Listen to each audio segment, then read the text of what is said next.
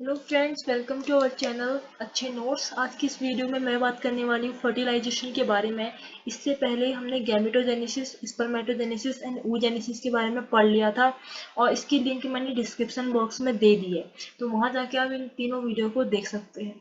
चलिए शुरू करते हैं फर्टिलाइजेशन के बारे में। फर्टिलाइजेशन के टॉपिक को हम 8th क्लास से पढ़ते हुए आ रहे हैं और एक डेफिनेशन तो हमारे माइंड में रटी हुई है कि जब फीमेल और मेल गैमीट का फ्यूजन हो जाता है तो इससे जाइगोट बनता है और इसी प्रोसेस को फर्टिलाइजेशन कहा जाता है। फर्टिलाइजेशन की जो फर्स्ट प्रोसेस है वो फर्स्ट ऑफ ऑल देखी गई थी माइक्रो ऑर्गेनिज्म और प्रोटोजोअन्स में। प्रोटोजोआ के बारे में हम बेसिक फर्स्ट में ही पढ़ लेते हैं। अब कैरियोगैमी एंड प्लाज्मोगैमी क्या होता है, इनके बारे में हम डिटेल में आगे पढ़ने वाले हैं, बट यहाँ पर समझ लो कि ये होता क्या है। जो कैरियोगैमी होता है, एक fusion of two male and female nuclei के बीच में जब फ्यूजन होता है उसको कैरियोगैमी कहा जाता है। ठीक है, क्या होता है, एक मेल का न्यूक्लियाई होता है, एक फीमेल का न्यूक्लियाई होता है। जब इन दोनों के बीच में फ्यूजन होता है, न्यूक्लियाइज के बीच में फ्यूजन होता है, तो इसको कैरियोगैमी कहते हैं। प्लाज्मोगैमी क्या है, जब उनके साइटोप्लाज्म या प्रोटोप्लास्ट के बीच में फ्यूजन होता है, ठीक है, तब उसको क्या कहा जाता है, प्लाज्मोगैमी कहा जाता है। प्लाज्मोगैमी कैरियोगैमी से पहले हो जाती है और कैरियोगैमी बाद में होती है। अब आगे देखो, फर्टिलाइजेशन में 4 टर्म है। ये टर्म बहुत ज्यादा इंपॉर्टेंट है। Liberation of sperm from Sertoli cell is called spermiation. ठीक है, क्या होता है, जब स्पर्म निकल के आता है सर्टोली सेल से बाहर तो उस प्रोसेस को कहा जाता है स्पर्मिएशन। अगर आपने स्पर्मेटोजेनेसिस पढ़ी है तो आपको पता होगा, जो टेस्टिस होता है, टेस्टिस के अंदर क्या होता है, एक जर्मिनल एपिथेलियम होता है जिससे क्या बनती है, प्राइमरी जर्म सेल बनती है, उससे आगे को और प्रोसेस होती है, स्पर्म बनते हैं। पर उसके बाहर पे यहाँ पर क्या होता है, सर्टोली सेल होती है। इन सर्टोली सेल का काम क्या होता है, इन सर्टोली सेल का काम होता है न्यूट्रिशन प्रोवाइड करना। ठीक है, अब क्या होता है, जब स्पर्म इन सर्टोली सेल से पार हो जाता है तो उसको क्या कहते हैं, स्पर्मिएशन कहते हैं। ठीक है, क्या कहते हैं, स्पर्मिएशन कहते हैं। Liberation of sperm from testis is called spermiation. ठीक है, सेमिनेशन, सॉरी सेमिनेशन। ठीक है, इस प्रोसेस को क्या कहते हैं, सेमिनेशन कहते हैं। ठीक है, जब स्पर्म टेस्टिस से बाहर निकल जाता है इसको सेमिनेशन कहते हैं। Liberation of sperm from the body of the male is called ejaculation. जब स्पर्म मेल की बॉडी से बाहर निकल जाता है तो इसे इजैकुलेशन कहते हैं। याद रखिए, बहुत ज्यादा इंपॉर्टेंट है। Mammalian sperm are transferred to a gift to the vagina of the female by proceed is called insemination. देखो बहुत ज्यादा इंपॉर्टेंट है।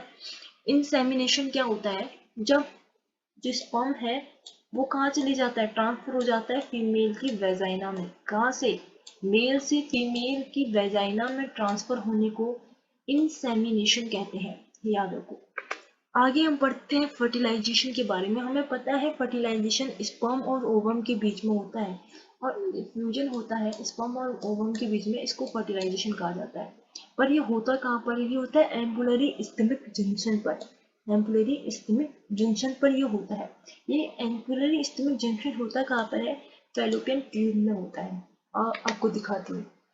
ये है आपका फीमेल वेजाइना, ये है एम्पुला और ये है स्टमक। ठीक है, यहाँ पर क्या होता है, ये फैलोपियन ट्यूब है। यहाँ पर क्या होता है, आपका जंक्शन होता है, एम्पुलरी स्टमक जंक्शन होता है और यहीं पर आपका स्पर्म भी आता है, यहीं पर ओवा भी आता है और उनके बीच में फर्टिलाइजेशन हो जाता है। आगे देखते हैं, मैकेनिज्म है फर्टिलाइजेशन की। इसमें क्या होता है, वेदर फर्टिलाइजेशन इज एक्सटर्नल व internal, the sperm bye it's swimming movement come into contact with the ovum is purely accidental. जब क्या होता है, एक्सटर्नल हो या इंटरनल हो, स्पर्म का जो एक एक कैरेक्टर है कि वो कैसा है, उसके पास फ्लैजिला है और वो मोटाइल है। ठीक है, और जो ओवा है वो मोटाइल नहीं है, वो नॉन मोटाइल है। तो स्पर्म के मोटाइल है क्यों, क्योंकि इसके पास फ्लैजिला प्रेजेंट है। ओवम के पास कोई भी फ्लैजिला प्रेजेंट नहीं होता है और ये प्योरली एक्सीडेंटल होता है। मतलब 2 मिलियन स्पर्म जो होता है रिलीज होते हैं और उनमें से सिर्फ एक स्पर्म जो है ओवम के पास जाता है और उससे फर्टिलाइजेशन करता है, तो ये प्योरली एक्सीडेंटल है। बट कभी कभी क्या होता है, कुछ केमिकल सब्सटेंसेस निकलते हैं जिसके द्वारा ये प्रोसेस होती है। ठीक है, यहाँ पर देखो, यहाँ पर जो है आपका एक जैसे मान लिया यहाँ पर एक स्पर्म आया, यहाँ पर एक ओवा था, यहाँ पर इनके पास एक केमिकल होता है। अच्छा, ये स्पर्म यहाँ से यहाँ जाता है, ये हमें पता है। अच्छा, ये यहाँ से यहाँ नहीं जाता, इसका कोई रीजन हो सकता है, आपने सोचा होगा।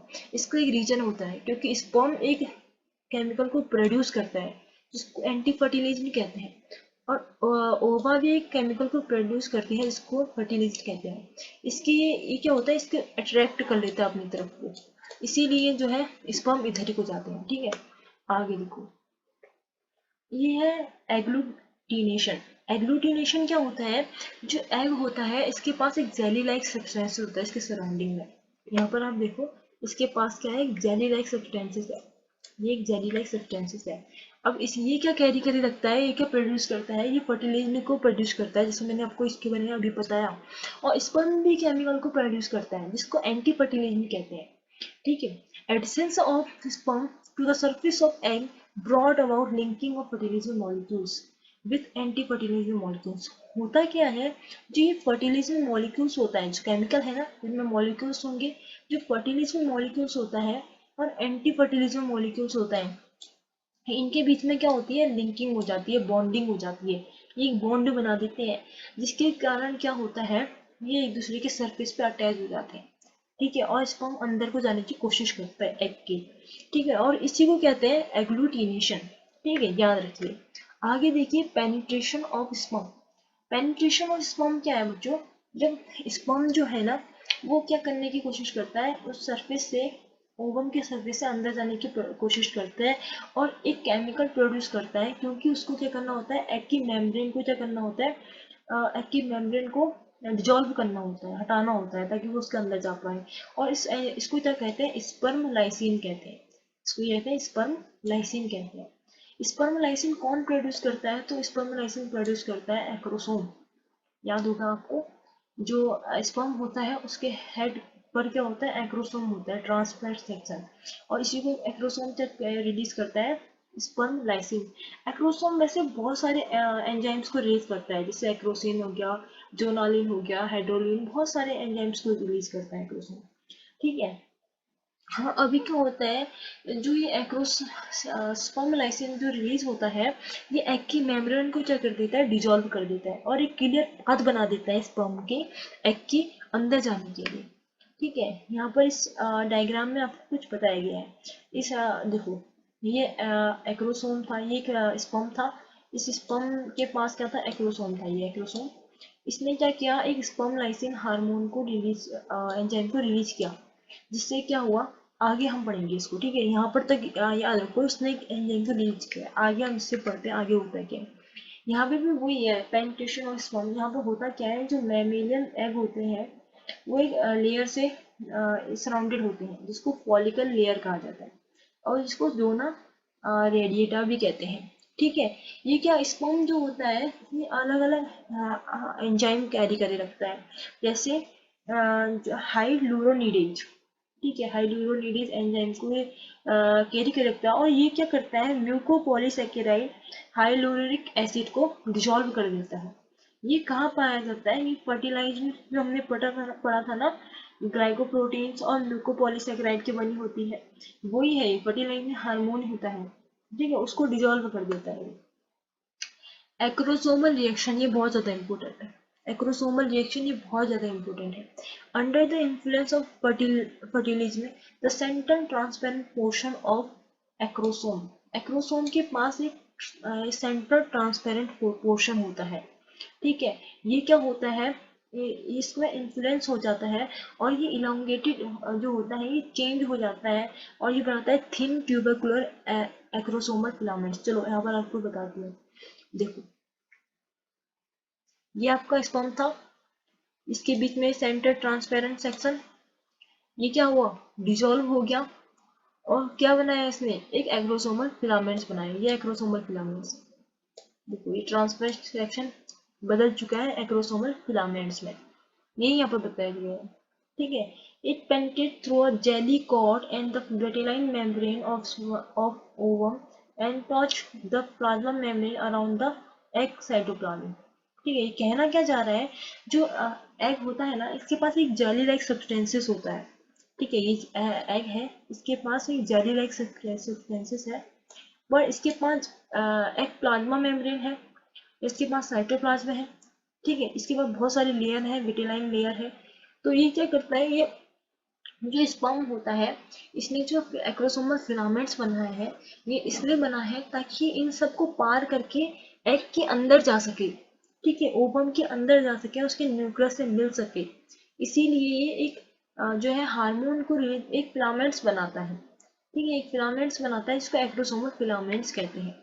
ठीक है, अभी देखो कॉर्टिकल रिएक्शन। अब यहाँ पर होते हैं कॉर्टिकल रिएक्शन। सब कुछ हो चुका है, एक फिलामेंट्स बन चुका है, अब ये अंदर जाने की पूरी तैयारी कर रहा है। यहाँ पर क्या होती है, कॉर्टिकल रिएक्शन होती है, बहुत ज्यादा इंपॉर्टेंट है। मेनली से कहा क्या जाता है, एग और स्पर्म के बीच में एक रिएक्शन होती है। अब कोई रिएक्शन नहीं करता, ना एग का केमिकल रिएक्शन करता है, ना स्पर्म का केमिकल रिएक्शन करता है, ना कोई हार्मोन रिएक्शन नहीं करता, कोई एंजाइम रिएक्शन नहीं करता। अब यहाँ पर एग और स्पर्म दोनों खुद ब खुद रिएक्शन करते हैं। जैसे come in contact with the acrosomal filaments of sperm, the cytoplasm of egg bulge will forward to produce a conical projection, the fertilization cone।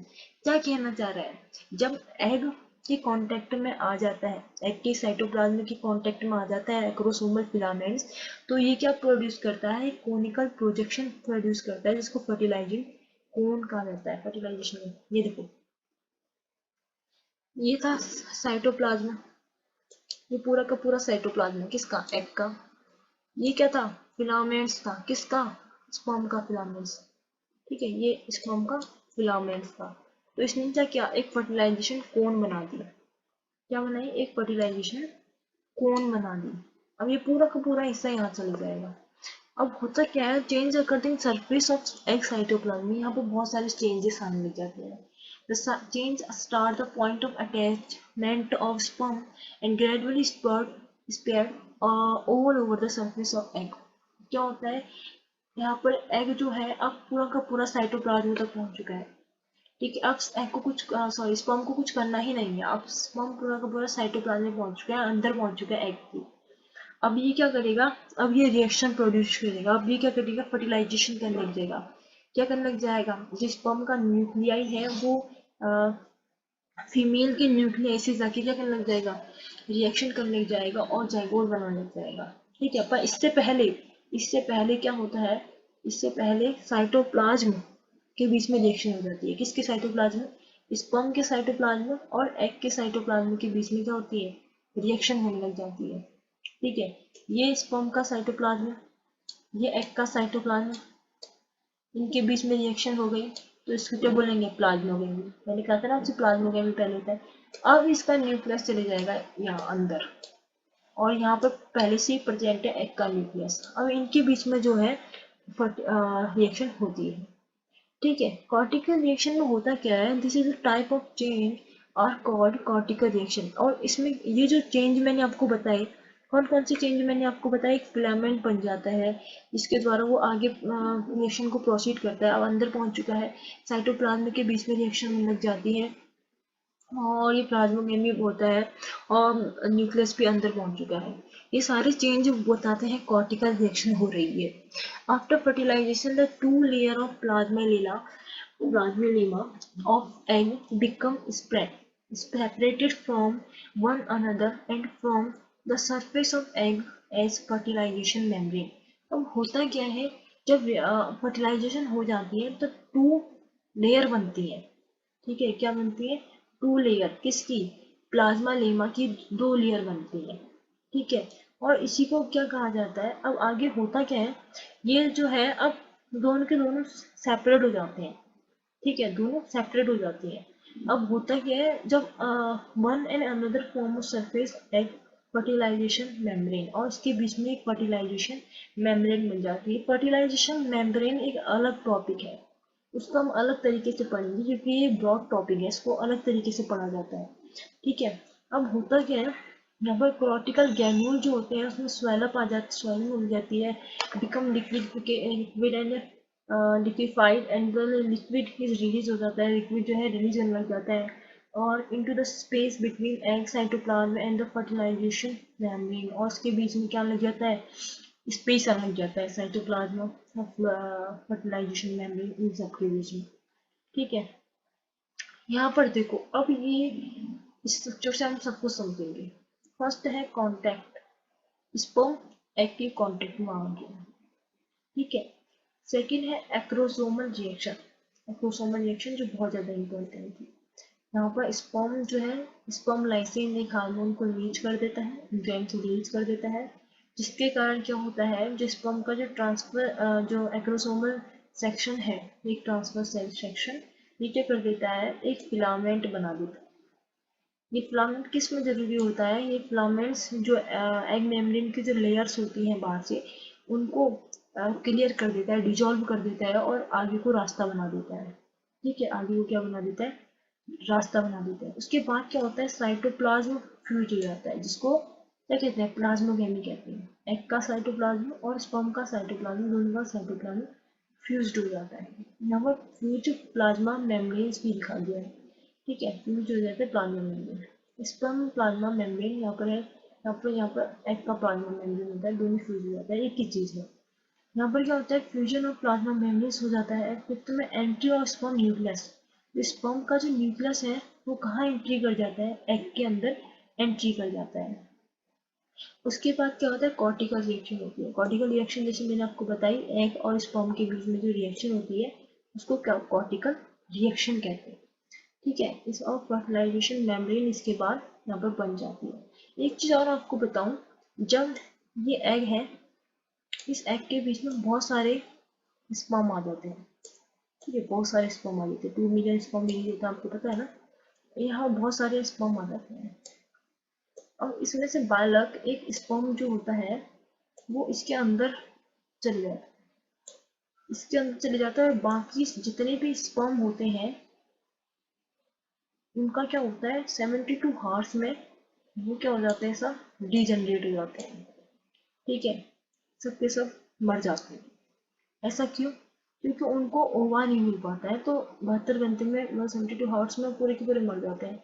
और ये जितने भी स्पर्म होते हैं ना, ये अंदर नहीं जा पाते, ये सब के सब अंदर नहीं जा पाते, क्योंकि यहाँ पर एक प्री वेटिलाइन मेम्ब्रेन बन जाती है इनके बीच में। ये एग है ना, अब क्या हुआ, देखिए यहाँ पर एग थी, इस एग के पास एक स्पर्म आया, अंदर चले गया। अब यहाँ पर हुआ क्या, यहाँ पर एक एक प्री वेटिलाइन मेम्ब्रेन बन जाती है। पहले ये थिन होती है, लेकिन बाद में थिक हो जाती है, और ये थिक मेम्ब्रेन किसी भी स्पर्म को अंदर नहीं आने देती।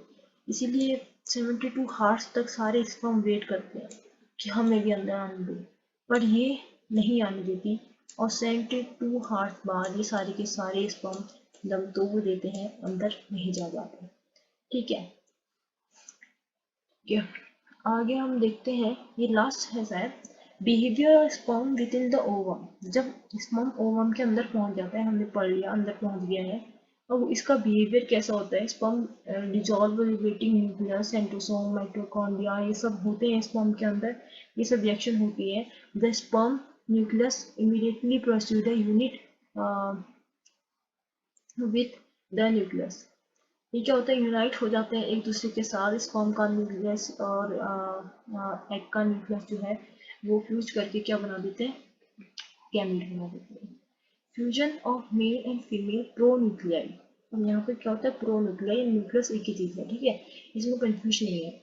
अब देखो, sperm nucleus and sperm nucleus for male pronuclei swell up and become vesicular. Its chromatin become granular and the centrosome become surrounded in the ester. जो सेंट्रोसोम होता है वो एस्टर से क्या होता है, सराउंडेड हो जाता है।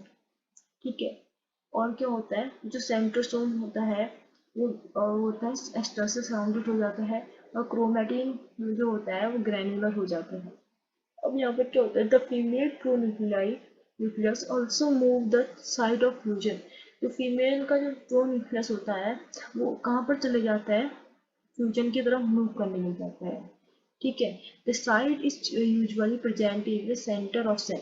जो ये साइड है ये प्रेजेंट होता है सेंटर ऑफ सेल में, बीच में, जो सेल है उसके बीच में प्रेजेंट होता है। ठीक है, वहाँ एक फ्यूजन की साइड को मूव कर रहा है ना प्रोन्यूक्लियस, ये साइड कहाँ पर बता रहा है, ये सेंटर ऑफ सेल, सेंटर की तरफ जो प्रोन्यूक्लिया ये मूव कर रहा है। Male and female pronuclei actually fuse together, और मेल और प्रोन्यूक्लियाई दोनों क्या करते हैं, फ्यूज हो जाते हैं। The nuclear membrane breaks of the point of contact the contents of the nuclei into the mass surrounded by a common nuclear membrane. और जो इनके अंदर जो मास होता है ना, जो माइटोकॉन्ड्रिया और आपका साइटोप्लाज्म, ये सब मास जो है इनका, ये क्या हो जाता है, सराउंडेड हो जाता है एक न्यूक्लियर मेम्ब्रेन के थ्रू। ठीक है। अब होता क्या है, मैकेनिज्म ऑफ फर्टिलाइजेशन के अंदर ही है ये भी। Oval as well as sperm an haploid having N number of cell. ये स्पर्म और ओवम जो होते हैं दोनों के दोनों बोथ एक एन नंबर ऑफ हैप्लॉइड होते हैं, और क्रोमोसोम कैरी करे रखते हैं। मतलब कहने का मतलब सिंपली ये है, जो स्पर्म है उसके बाद भी एन है जो हैप्लॉइड है, और जो ओवम है वो भी हैप्लॉइड है। लेकिन जो फ्यूजन, इनकी फ्यूजन से जो बनता है ना जाइगोट, ये कैसा होता है, 2n होता है। ठीक है, ये कैसा होता है, 2n होता है। ये स्पर्म प्रोन्यूक्लियाई है और ये एग प्रोन्यूक्लियस है, दोनों एक ही चीज है। और ये क्या कर देते हैं, फ्यूजन कर देते हैं। ठीक है, और इससे जाइगोट बनता है। वो आगे क्लीवेज होता है, बहुत सारी प्रोसेस होती है, वो आगे की वीडियो में हम पढ़ने वाले हैं। अब होता क्या है, बेसिकली इतनी सारी प्रोसेस जो हुई है वो एक केमिस्ट्री के रूप में पढ़ी जा सकती है, क्योंकि बिकॉज बहुत सारे हार्मोन्स, केमिकल्स, एंजाइम रिलीज हो रहे हैं। ठीक है, chemistry of fertilization also called biochemical events of fertilization. Both egg and sperm contain certain chemicals that are necessary for fertilization. These chemicals are produced by gametes. That's why it's called a gametes. जो gametes होते हैं इसका मतलब है एक बहुत सारे chemicals और हार्मोन्स को एक प्रोड्यूस करते हैं, इसीलिए इनको गैमोन्स कहा गया है। ये चार्ट से आप सब समझ जाओगे। जो गैमोन होते हैं और गैमेट्स फंक्शन यहाँ पर बताया गया है। एंडोगैमोन 1 स्पर्म, ये क्या करते हैं, कंजर्व स्पर्म एक्टिविटी, ये स्पर्म की एक्टिविटी को कंजर्व कर लेते हैं। एंडोगैमोन 2 स्पर्म, यहाँ पे क्या होता है, dissolves vitelline membrane allowing sperm entrance into the egg. Egg के अंदर स्पर्म को आने की मंजूरी देता है। जो ये क्या होता है, गायनोगोन फर्स्ट एग न्यूटिलाइज एंड्रोगोन फर्स्ट। ये जो एंडोगैमोन होता है ना, एंडोगैमोन इसको न्यूट्रलाइज करने के काम आता है, क्योंकि अगर न्यूट्रलाइज नहीं हुआ तो कैसे स्पर्म जो है आगे की एक्टिविटी शो कर पाएगा, तो आगे निकल जाएगा। इसीलिए क्या करता है, इसको न्यूट्रलाइज करने का काम करता है। जो गायनोगोन सेकेंड होता है वो एग प्रोड्यूस करता है, और यहाँ पर क्या होता है, मेक स्पर्म हेड स्टिकी, और स्पर्म के जो हेड होता है ना उसको स्टिकी बना देता है। ठीक है, attachment of sperm to the egg surface, और क्या कर देता है, अटैचमेंट कर देता है एग के सरफेस पर। ठीक है, ये तो मोस्ट इम्पोर्टेंट क्या थे, हार्मोन्स थे, केमिकल जो प्रोड्यूस कर रहा था स्पर्म और एग। अब हम देखते हैं types of fertilization. Types of fertilization, ये सिंपली 2 टाइप्स का फर्टिलाइजेशन शो करते हैं हर organism, internal and external. Internal human show करता है और एक्सटर्नल और अदर ऑर्गेनिज्म जैसे नॉन कॉर्डेट सी जो ये शो करते हैं। होता क्या है, इंटरनल फर्टिलाइजेशन में जो फीमेल का जो फर्टिलाइजेशन होता है वो इनसाइड द फीमेल बॉडी होता है, फीमेल की बॉडी के अंदर होता है। जो एक्सटर्नल फर्टिलाइजेशन होता है ये कहाँ होता है, outside the female body, female body के बाहर होता है। जो इंटरनल फर्टिलाइजेशन होता है वो हायर कॉर्डेट्स और सम नॉन कॉर्डेट्स शो करते हैं, और जो एक्सटर्नल फर्टिलाइजेशन होता है वो नॉन कॉर्डेट्स शो करते हैं। और सी अर्चिन में मोस्टली एक्सटर्नल फर्टिलाइजेशन देखा गया है, और सी अर्चिन के बारे में पूछा जाता है कि फर्टिलाइजेशन उसमें कैसे होता है। तो इसके लिए हम, अगर आपको जरूरत है तो इसको मैं अलग से बढ़ाऊंगी, क्योंकि ये एक बहुत अच्छा टॉपिक है। Less number of gametes are produce, जब इंटरनल फर्टिलाइजेशन होता है तो उसमें बहुत कम नंबर ऑफ गैमेट्स जो है प्रोड्यूस होते हैं, जबकि एक्सटर्नल फर्टिलाइजेशन होता है तो बहुत सारे गैमेट्स जो है प्रोड्यूस हो जाते हैं। ठीक है, थैंक्स फॉर वॉचिंग। अगर आपको ये वीडियो अच्छी लगी हो तो इस वीडियो को एक लाइक कर दीजिएगा। अगर कुछ क्वेश्चन रह गया हो, कोई डाउट रह गया हो तो कमेंट सेक्शन में मुझे बताइएगा, मैं आपके सारे डाउट्स के आंसर दूंगी। और आप मुझे देख सकते हैं इंस्टाग्राम पे, अगर आपको कोई क्वेश्चन पूछना हो, कोई किसी टॉपिक पे वीडियो चाहिए हो तो आप मुझे बता सकते हैं इंस्टाग्राम पे। ठीक है, thanks for watching, subscribe our channel.